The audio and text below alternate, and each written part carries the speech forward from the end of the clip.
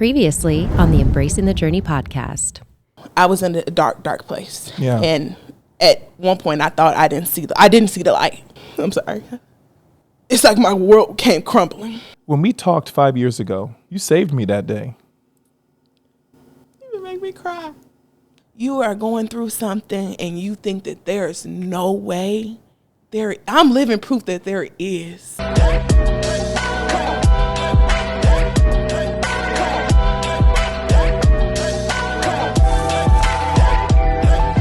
Hey everybody, welcome back. This is Embracing the Journey podcast. My name is Norris Frederick. I am your host. Today we are actually in American Licorice Company in Indiana doing the podcast live. This is awesome. 5 years ago I was brought out. I did something with the Boys and Girls Club, and I met a bunch of unique students that had all different types of backgrounds. And I'm here today to recap and to follow up and see what's going on in their life. The young man that we're going to be introduced to today, his name is Marcus. He's from Gary, Indiana. Oh, yeah. Down there where Michael Jackson is, or where he was. But more importantly, let's get to know where he is this day and age and what he's doing and where life is taking him. Marcus, what's going on? How are we? We're doing great. Life is great. You know, I think 5 years ago, I didn't see myself where I am now. So I'm kind of excited to talk about kind of how my life has changed over these last 5 years and kind of where we headed now. Well, talk to me. Where did you think your life was going to be 5 years ago? Well, I didn't think we were going to have a big pandemic. I didn't think the world was going to shut down for, a little while. Everything was going to get knocked off track. Didn't see that coming. Right. But I thought I was going to be at school off at Ball State, majoring in architecture, getting ready to start my junior year. Well, that's not the case now, but I think I took a different path, and I kind of like the path that I take now better than the one I did.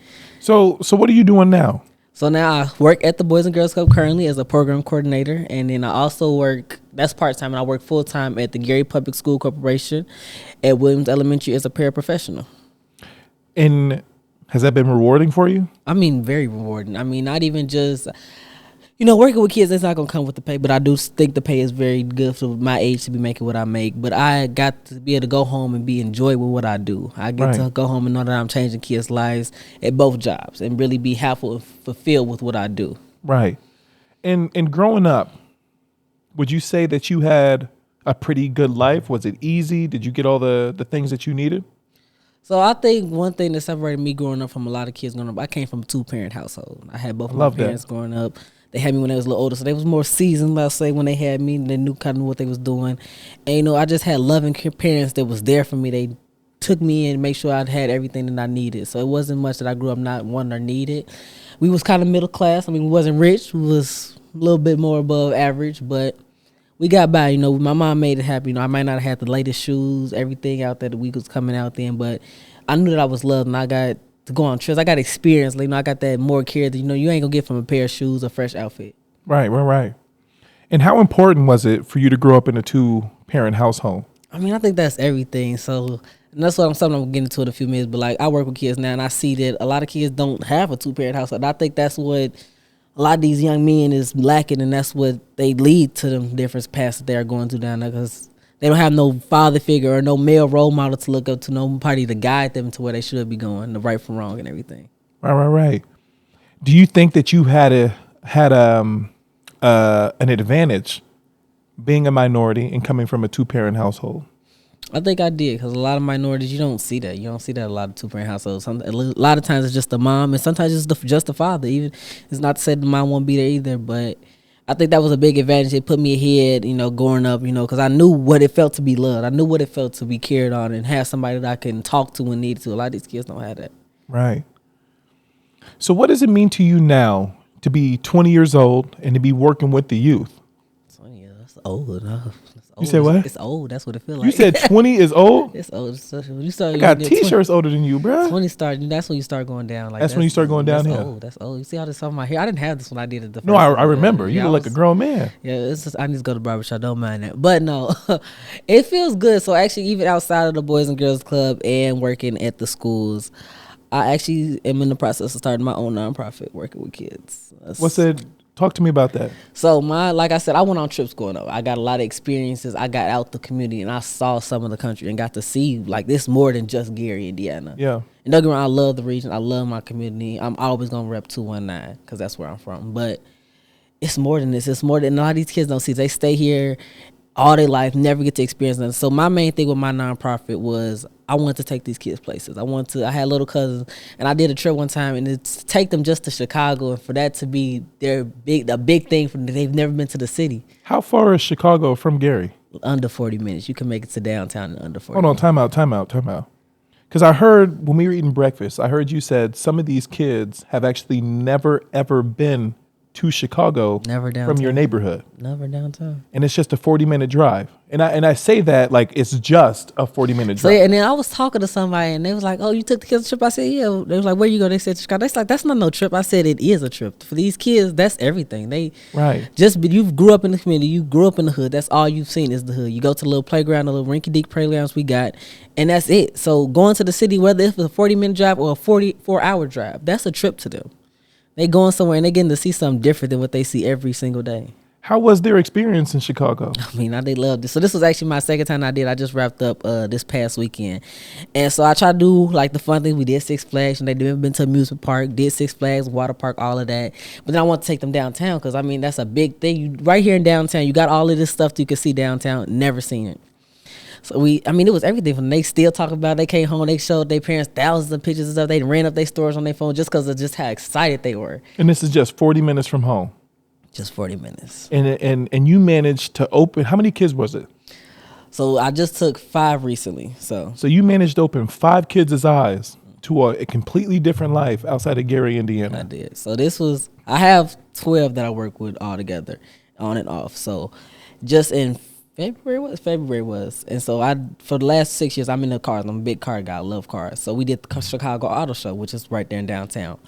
So we did that, and I took all 12 of them. Now look, it was an experience taking all 12, but I loved it. They enjoyed it. They got to see all of these exciting things. And the cool thing about it, every time I do something, I try to do something that I know they've never done before, which was the car show or something, but it's something outside of just that. So we took the train, South Shore train. Never been on the train. Really? And that was just amazing. So they got to ride the train, get the little conductor, got their tickets and everything. So it was just amazing to see how they faces light up and everything when that happens. And what are the demographic of these kids? Are they black? White? So they're all African American, all between the ages of 8. My youngest one is 8 years old, and the oldest one is 15. So between 8 and 15. Yeah. And that's a really good age because they're getting different aspects of life, right? And it's awesome that you get to share that with them. I don't know. So what's inspiring you to do that for them? Because you didn't grow up in the tradition, like you grew up in the traditional household, right? The nuclear household, 2 parents, so on and so forth. So when you're back in your community and there's a lot of people that you're working with that may not come from that, how do you know what you're doing in that space? So I guess it kind of started with my little cousins. I got little cousins. I started doing it with them, and I don't know, kids just start kind of clinging to me. I don't know what's so spectacular about me because to me, I'm just an average kid, another kid in the youth from Gary. So, it's nothing spectacular, but they just cling to me. There's something about me, I guess. And it just kind of grew from there. And I started with just 3 kids, and then next thing you know, overnight it was 12. And it's kind of just where I've been headed, and I just try to make sure I'm doing right by them. So not even just them the trips, but just make sure that they learn the right experience, how to act in public, make sure they getting the right guidance, the rights and wrongs. Because a lot of them, they don't have nobody at home telling them that. And even if they do, their mom got other kids. So for me, I was the only kid growing up. It was just me. I was my parents' only focus. They didn't have to worry about me. Some of these kids got 5, 6 siblings. It's hard. Your mom loves you out, but it's like you can't do everything for everybody. You can't be. It takes a village to raise a child. I say that's one of my sayings. It really does take a village to raise a child, and mom can't do it all by herself. Let me ask you this: so with these 12 kids, I'm sure you've developed like personal relationships with these guys. What happens when these individuals get in trouble or when you see them going through a difficult time? Does that affect you personally? Yeah, it does. It does. So walk me through that. What does that look like? So I'll take example for one of their cousins had got killed recently. No, not recently. It was 2020. And For that one, I mean, I'm real close to their family. Like, that's my family. I look at them as my little cousin. That's his mom's my aunt. So, like, just for that, like, it was hard because it was 2 back to back. So, like, just seeing how that family felt during that time, like, that was like I lost somebody too. And then the same thing like that there. And then the grandfather passed. So it was just a lot with that family. And so just for me, kind of seeing how that family was hurt, and it's not much you can do. Like, you could be there, but it's nothing like losing somebody. So it's not. Right. It's not something. So it hurt. So it hurt. It's like you emotionally tied to these kids. How do you compartmentalize that, dealing with a death that close to home, and then having to go back and show up for these other individuals? Well, I mean, I think that's just you. But them, you just got to put a smile on your face, even when, like, I got this shirt that says "I'm fine even when I'm not," and I just know at the end of the day, I got to be the one that's there for them when nobody else is. I love that. It's hard, but that's just kind of the lifestyle that I done kind of adapted to. So it's like, I don't know, I just kind of make it happen. I love Make it happen for those kids. It's tough. You got to at the end of the day. Yeah. We're going to take a quick commercial break. We'll be right back. Are you in need of digital content for your business? Family portraits of the holidays? Videos and photos for your social media? Frederick Films provides a plethora of digital marketing services that can push your brand or business forward. Visit frederickfilms.com to learn more. Thank you. We're back from that quick commercial break. I'm Marcus Steele, and I'm still here with Norris talking about where I am now. 5 years ago, we sat and talked, and we're just kind of continuing that story. Don't stop now. I'll just continue where we're going. Come on. All right.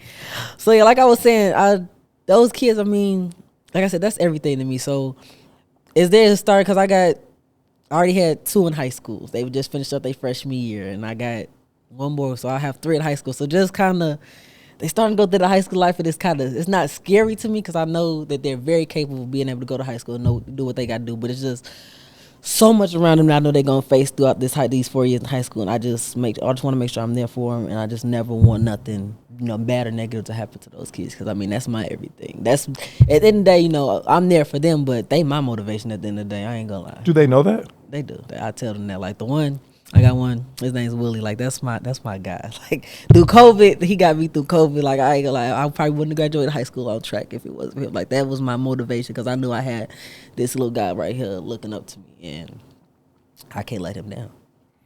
So, Marcus, I want to pivot a little bit because you have this this energy about you, this really positive aura that shines behind you, right? What's life like for you now? Are you happy where you are in life? Are you achieving all the things that you want? Talk to me about that. I am. So now I will say I'm in a really good place now. I think I'm getting a lifestyle that I never dreamed, but I knew this lifestyle I wanted. So like I said, years ago, I thought I was going to be off at school somewhere doing something totally different. But I think this path that God chose me to do it to head towards, I think this was the right lifestyle. This was the lifestyle I was destined for. And like, you restate that question one more time for me. Say it a little bit. Say it one more time so I can make sure I answer it correctly. Yeah. Are you happy with where you are? Definitely happy, very happy. And I think the kids, that's my happiness. That's my happiness. Between them and my parents, that's my happiness. I just not recently, but I was in a relationship for a long time. And it didn't end on bad terms. We're still real. We still talk. We're still good friends. But I just knew that was a big part of me. Like, that was my high school person. We was together all throughout high school. So that was a big thing right there. And then, like, it was kind of my kids that I fell back with. Like, those kids that I work with. Like, it was my happiness in the storm, I'll say. I want to hear more about this relationship. So what did that relationship do for you as a young man? So with that relationship, it was my first. Like, not my first relationship, but like my first real relationship that I knew, like, this was the person I would want to be with. Like, that was my everything. We talked about me, even with the kids though. Like, so like, we went together with the kids. Like, she came through, helped me with the kids. We went on trips together, did all of that. Like, that was my road dog. We did everything together. So just kind of being older and growing apart, her being away at school and I'm still up here, because that was another thing. We were supposed to be Ball State. We were supposed to go to Ball State together.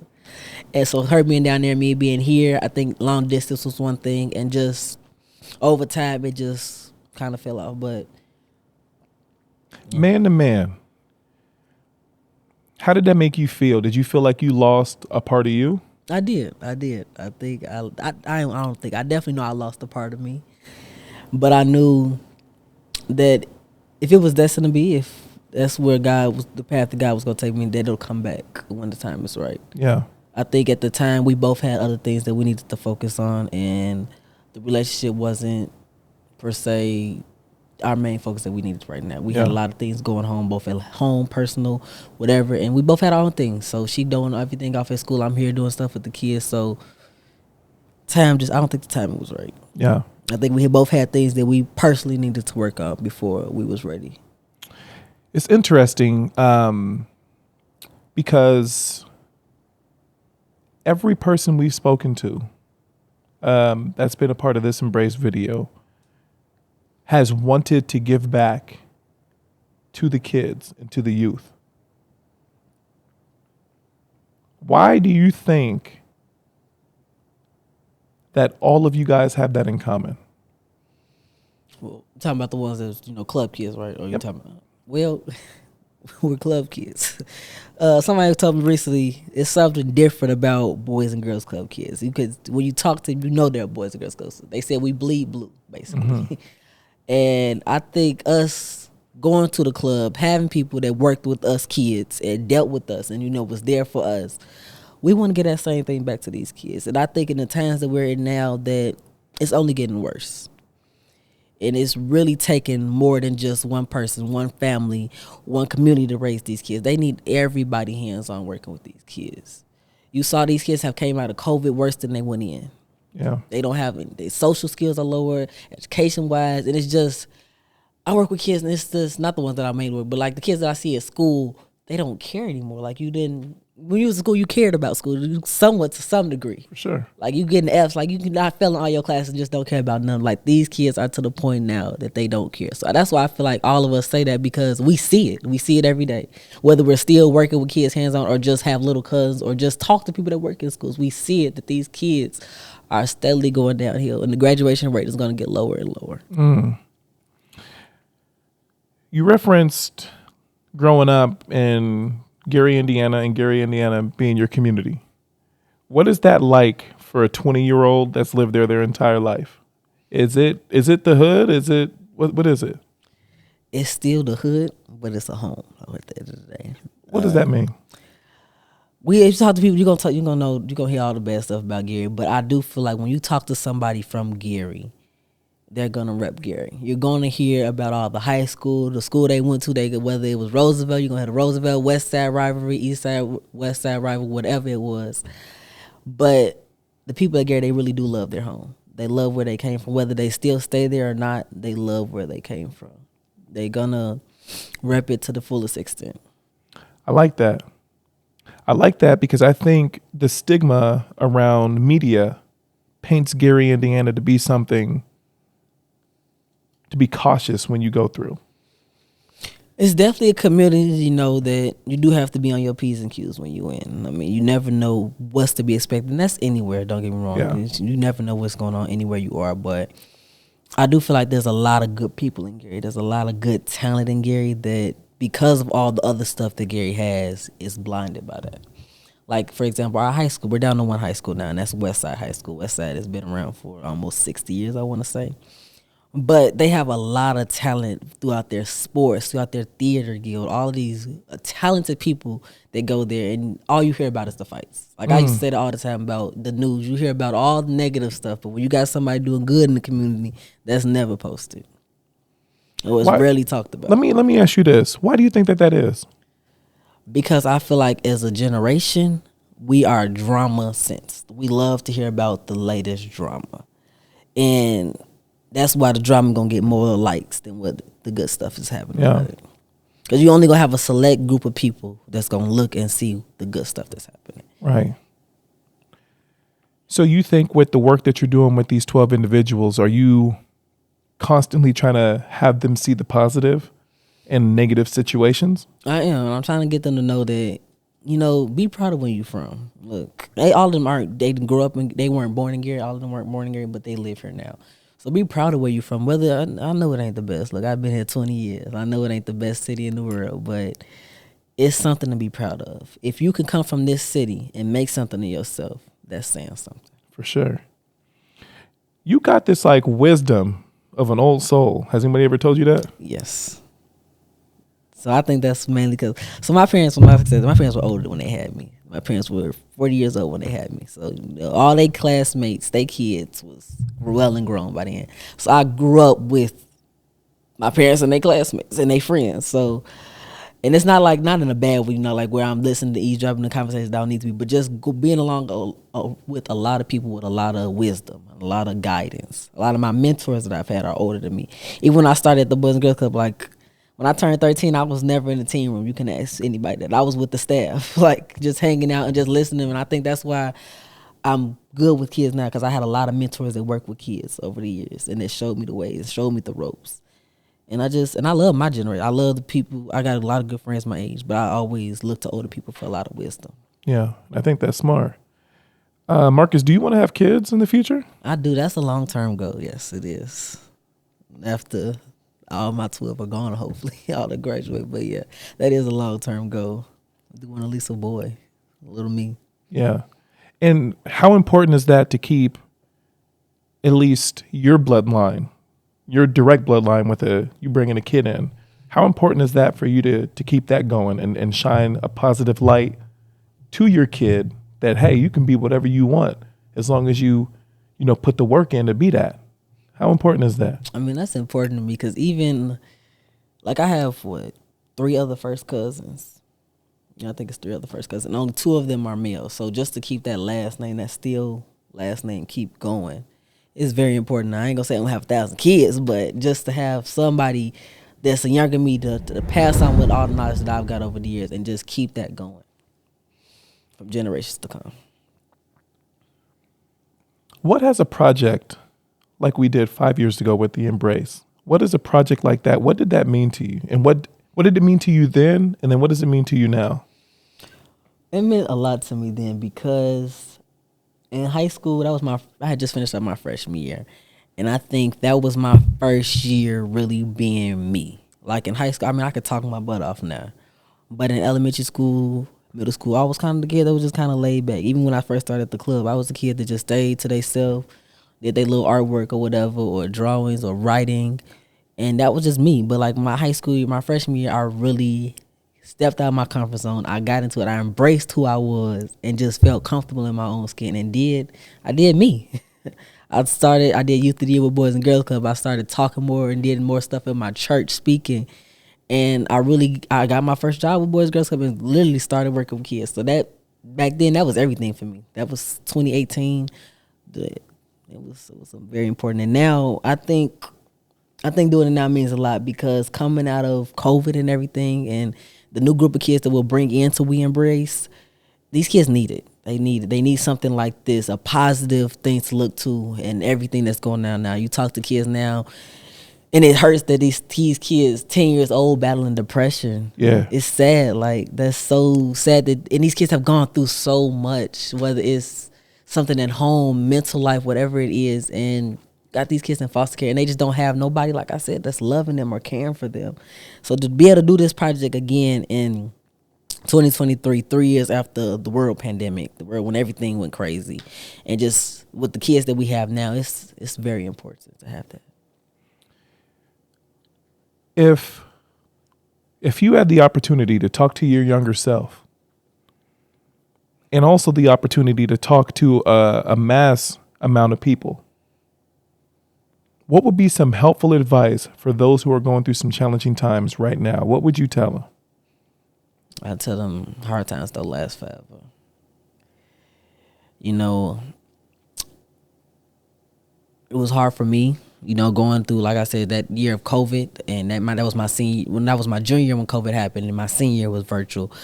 So just trying to find that strength to keep going. You got to find something that makes you smile, something that makes you happy. And whatever that is, you hold on to that and use that as your fuel to get to that finish line. Whatever that means, find it, whatever. For me, it was those kids. It was those kids knowing what I had behind me, looking up to me, to give me that. So that's what I didn't look at nothing else. I didn't worry about all the negative influences I had around me, everything else. You have to find that one thing that's gonna keep making you go forward. And then after you do that, look back and see how far you came. And if those two things right there isn't enough, then I don't know what to tell you. Right. What do you embrace about yourself, and what makes you different? I think what makes me different is you don't see a lot of men working with youth. You don't. It's very rare. I don't know if it's, men think they ain't got this. More of a woman thing, maybe nurturing thing. That's what I was talking to somebody about. But you don't see a lot of 20-year-olds working with youth. That's the last thing they got on their mind. So I think that's what makes me different. I talk to my friends all the time. They're like, dang, every time I look at your Snapchat story, you got some kids with you. Or every time you taking some kids somewhere, it's just like, I think that's what makes me different. I don't mind giving my weekends to work with some kids. I don't mind working 8 hours at the school to work another almost 4 hours at the Boys and Girls Club. And then still take some kids home or do whatever I got to do, help them with their homework, whatever it may be, to just make sure that I'm somebody they can look up to. I'm going to ask you a different question than I've asked the previous people. And I just want to hear what your take on it is. Because I have mine. What's your why? My why statement? Yeah. Somebody asked me that not too long ago. I didn't really know how to answer it. So like my why is just because. Because it's what they need. It's what this generation needs. It's what this world needs. My why is, there's so many different whys of what I could do, because it's like, that's a broad question, but because I had somebody growing up for me, because these kids need somebody that can guide them, because these kids are going through times and they're going through battles that my generation of people before never would have imagined.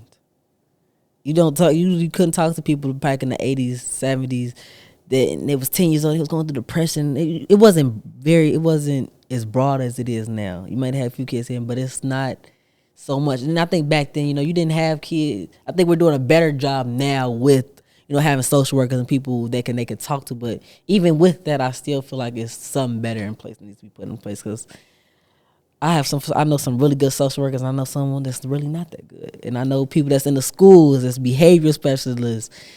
And how are you a behavior specialist? And your first thing is to just call the parent and just get rid of the kid. Like, that's not what you do. So those are my whys. It's just so much that these kids need. Just feel like I got to do it. And that's very honest. And not only is that very honest, but it's like respectful that you know your why, and it's just because you have the ability to do that and you want to be able to create change. I love that. I do think that it's also important for the kids that you're involved with, for them to see somebody that looks like them, that comes from the same area, the same background, the same streets that they're familiar with. I think there's power in that. So I applaud you for doing that, because if you're working an 8-hour shift and then leaving that job to go to another place, you leave, and this is what it looks like on the outside. You're working in the schools, right? Yes. You're leaving one problem to go to another problem. And then 12 hours later, you're still at work. And then you go home to deal with your own problems. So every single day, at least in the work week, 5 days a week, you're dealing with all these other people's issues before you get to address your own. And the word that I want to use to describe that is selfless. And I think you know that. I think you're extremely aware of what it is that you provide for these kids. And I think if you were to ask me what your why is, I would say fulfillment. I think when you touch these kids and you have these conversations with these kids, it's helping you provide context to why you wake up and do what it is that you do. Because you don't have to. Right. You're 20 years old. You should be out running the streets, getting in a tiny bit of trouble, not much. You could have been in college doing all this stuff, but your why is fulfillment. You can get that from a college education 4 years from now, maybe get a job the year you get out. But the path that you chose right now, you're immediately making a difference in your community. And I can't leave this interview without acknowledging that as a young male, that you're doing exceptional things in the community. Thank you. And I truly believe that your time is coming. I can't tell you what it is because I don't know, but I think sooner than later, you're going to wake up, and maybe in the form of an email, maybe in the form of a text, a phone call, a kid walking up to you, telling you like, Marcus, because of you, I'm doing this. And I can't wait for that day to happen for you. And that's the goal, to just be able to know that, to have that. I have it every once in a while, but to have that really, you did it moment. You did it. You changed this kid's life, and because of that, they're doing this. To really have that, it's full circle. And I think the first full circle is going to when the kid Willie, when he walks across that stage. I think that's going to be my full circle moment. I don't really know how I'm feeling it, but that's going to be my full circle moment, because I mean, he graduated in 2027, so 8 years in is when it started. So just to have that, like, dang, this kid just really did it. Like, what's next? Right. What's next is I got 6 more after that, but right. 8 more after that, but yeah. But it's just like, dang, kid, you really been doing this. Hey, you need that. You need that. And be there for him. I am. That's my kid, man. That's my kid. You got to look into this camera right here, and you got to end this interview, bro. I got to end this interview? Come on. Let me see. Let's have it. Well, I want to thank you, Norris, for just taking the time, out of your busy schedule to come back and sit and talk with us. Because, I mean, that's everything. To really be able to sit and look at 5 years ago, like, we sat here and we painted this and we pulled the tape off and this is what we saw. And to see what all of us are now is just, it's its own mini full circle moment to see. And then just to be able to know that we're going to bring in another generation of these kids. So what we going to see them 5 years from now? Right. What's it going to look like for them? And I mean, that's everything. These kids need so much. And I just think, and I thank you and the whole team for being able to bring this to life. So thank you. I appreciate it. Thank you guys for tuning in, and we'll see you guys soon. Next week on the Embracing the Journey podcast. What's it like being the first person in your family to be going to college? What does that mean to you? College student, that was never going to be me. I thought I was going to be working 2-3 jobs like my mom. I'm the first one to do it. I'm the first one to go through this journey so that it can be easier for everybody after me. I was 10 years old, and it was like, okay, it's time for you to step up and like play second mom. So, at 10 years? At 10 years old. I think I forget about myself sometimes. And how does it feel to have it be about you today? It's special, like I said, I think feeling in the center of attention can be really nice.